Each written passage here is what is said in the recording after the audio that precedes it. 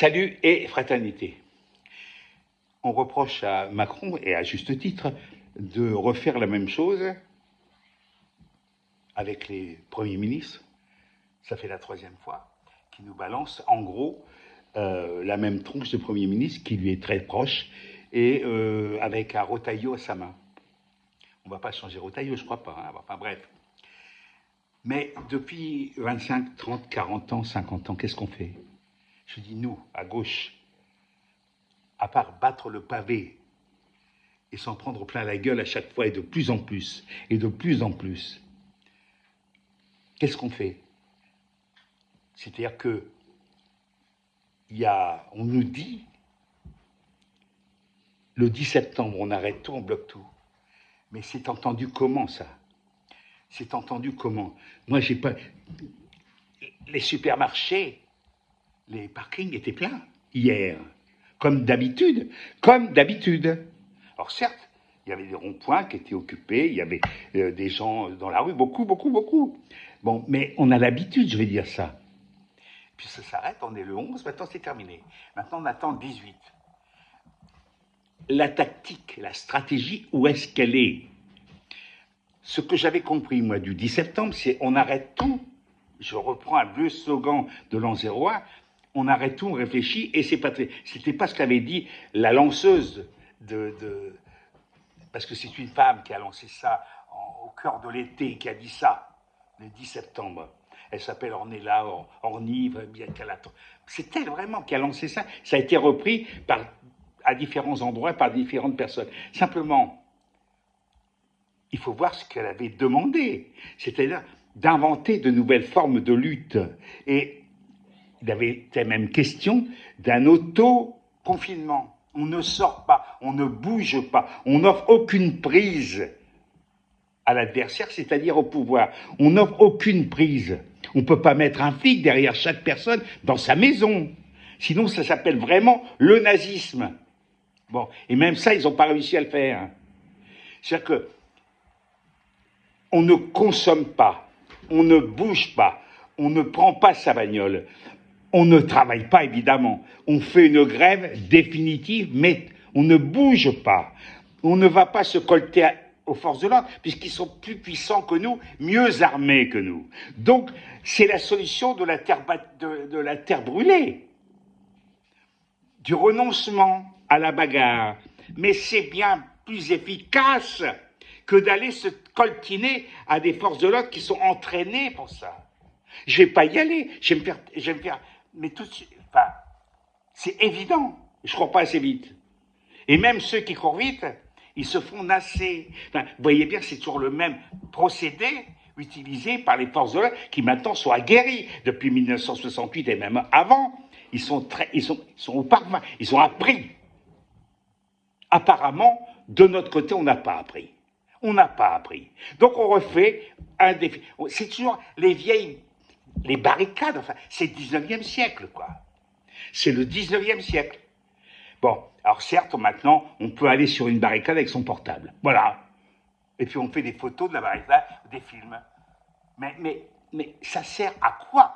À part se faire des souvenirs.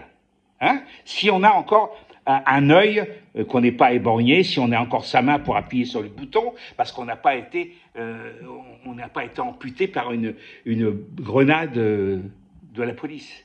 Enfin, il faut quand même revenir un petit peu, réfléchir à d'autres moyens de lutte, et notamment des moyens de lutte.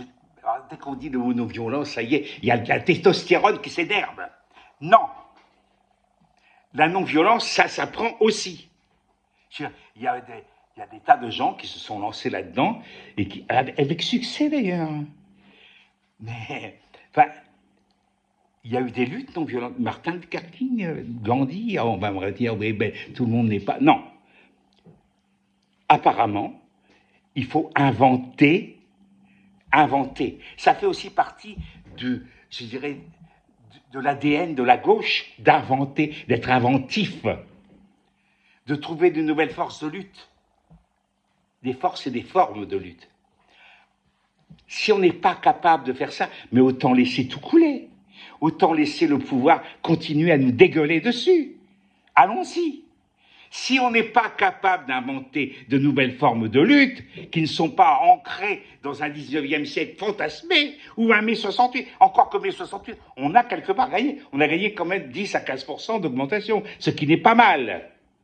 Ça serait pas mal aujourd'hui d'obtenir ça. Est-ce que j'ai vu une rue, est-ce que j'ai vu l'équivalent de la rue Gay-Lussac cette nuit, la nuit dernière? Non. Est-ce que j'ai vu les assemblées générales comme il y avait au quartier latin? Non. C'est des assemblées générales. Pourquoi? Pourquoi faire? Ça a donné quoi? Le lendemain, on rentre chez maman et on va se coucher. Enfin, c'est quand même hallucinant, quoi. Moi, ma vie est terminée. Mais je suis effaré de voir comment cette espèce le vieux système... une bonne chose, Marx est mort. Bakounine est mort. Lénine, Trotsky sont morts. Je ne dis pas qu'il ne faut pas aller chercher dans ce qu'ils ont dit et fait des leçons, des choses intéressantes. Je dis simplement, il faut maintenant, inventer autre chose, d'autres formes de lutte. Et de préférence malignes et intelligente et subtile, parce qu'en face, ce pouvoir, lui, il est toujours aussi con que de l'époque de M. Thiers. Le pouvoir est le même. Tu entends Retailleau, tu entends Doriot. Tu lis le Courrier Picard. Tu lis « Je suis partout ». C'est pareil. C'est pareil. C'est pareil. Alors je sais que je vais faire bondir quelques abrutis qui n'ont rien, qui connaissent rien à l'histoire, mais putain, allez lire les commentaires sur le site du Courrier Picard de tous ces gens, de ces vieillards qui sont comme ça, voilà, parce qu'il y a eu un feu de poubelle. Non mais au secours. Il faut inventer. Et justement, le but à l'origine, je l'ai publié, hein, ce qu'a dit cette dame marrante et tout d'ailleurs, avec ses deux lunettes différentes. J'ai publié ça pas plus tard qu'hier, parce que je voyais bien comment ça allait tourner. À partir de 11h du matin, l'affaire était pliée. On savait comment ça allait se passer. Et on savait le soir que tout le monde allait crier à la victoire. Sauf que c'est une défaite. Voilà, hasta la victoria.